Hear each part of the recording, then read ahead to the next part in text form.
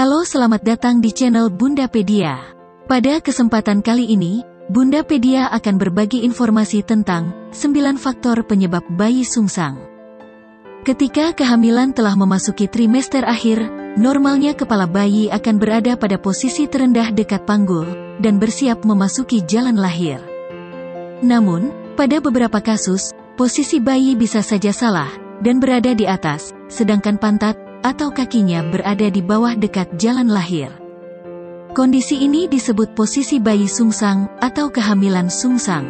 Berikut adalah beberapa faktor yang dapat menyebabkan posisi bayi sungsang dalam kandungan, diantaranya yaitu: penyebab bayi sungsang yang pertama adalah rahim sangat elastis.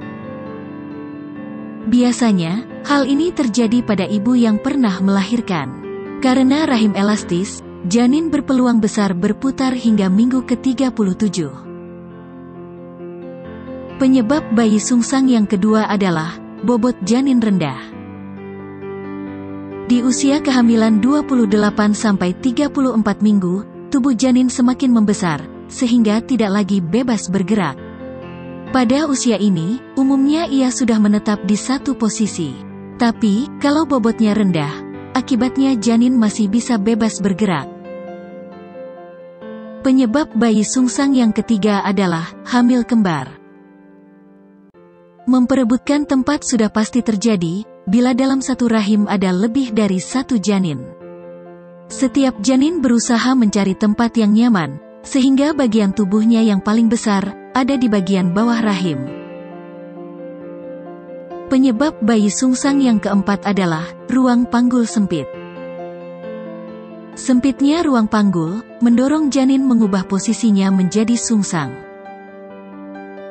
Penyebab bayi sungsang yang kelima adalah hidramnion. Volume air ketuban melebihi normal. Janin jadi lebih leluasa bergerak meski sudah memasuki trimester ketiga. Penyebab bayi sungsang yang keenam adalah plasenta previa. Posisi plasenta menutupi jalan lahir dan mengurangi luas ruangan di dalam rahim. Akibatnya janin berusaha mencari tempat yang lebih luas, misalnya di atas rahim. Penyebab bayi sungsang yang ketujuh adalah riawat hamil sungsang. Hasil penelitian menyebutkan bahwa presentasi sungsang pertama kali terjadi pada 4,2% persalinan kehamilan pertama, sebanyak 2,2% pada kehamilan kedua, dan 1,9% pada kehamilan ketiga. Tingkat kekambuhan sungsang pada kehamilan kedua berturut-turut adalah 9,9%, dan pada kehamilan ketiga berturut-turut setelah 2 persalinan sungsang sebelumnya adalah 27,5%. Penyebab bayi sungsang yang kedelapan adalah riwayat melahirkan sesar.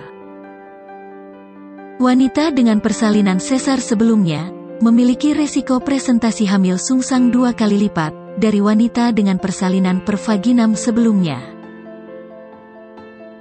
Penyebab bayi sungsang yang kesembilan adalah terlilit tali pusar. Di dalam kandungan, bayi normalnya memang selalu aktif bergerak. Itulah sebabnya terlilit tali pusarnya sendiri adalah hal yang sangat mungkin terjadi. Hal itu pun membuat bayi jadi sulit berputar di dalam rahim, sehingga posisi kepalanya jadi tidak bisa berada di bawah ketika sudah dekat waktu persalinan. Itulah beberapa faktor penyebab bayi sungsang. Semoga informasi ini bermanfaat ya Bunda.